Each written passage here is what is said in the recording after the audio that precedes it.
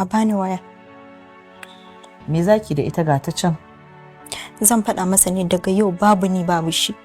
Haka nake so yar halaka. Dauki ga ta nan. Na'imatu ce matarka wacce ka yi yunkurin kashewa saboda neman duniya. Na gode da martanin da ka yi wasu yadda na maka. Daga yau babu ni babu kai har ƙarshen rayuwata. Lillahi wa inna ilaihi raji'un.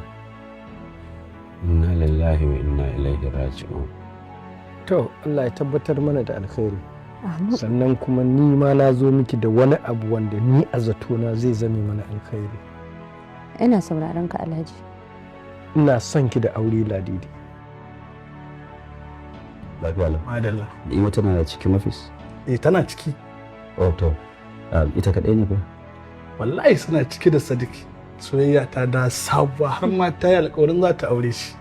Dama na zo ne akan mu je da ni da ke ga gidan da za mu zauna. Kin gane ki gani ko yayi miki. Kai gini ne ban sani ba. No, ban yi gini ba. Haya na kama. Haya kam. Abba Sadiq. Kai fa kowa sanin fa ina da gidaje da yawa wanda na mallaka a gurin mahaifina.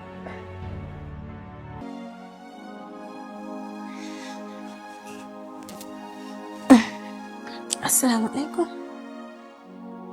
Babe.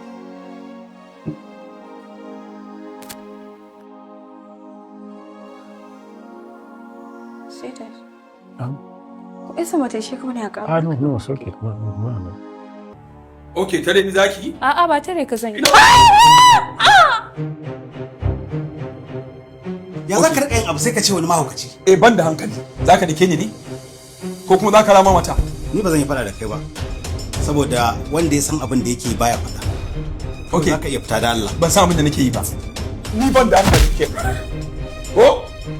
Sadiq, dan Allah je ka. Kin cikin goge, kin manta duk abubuwan da na miki a baya. Ko? Sau nawa za ki kira ni a gidanku, ki ce min gidanku an yi abinci babu nama, in taimaka in saya miki balangu. Duk kin manta da wannan saboda yanzu kin samu kuɗi. Allura cikin ruwa mai rabo ka ɗauka.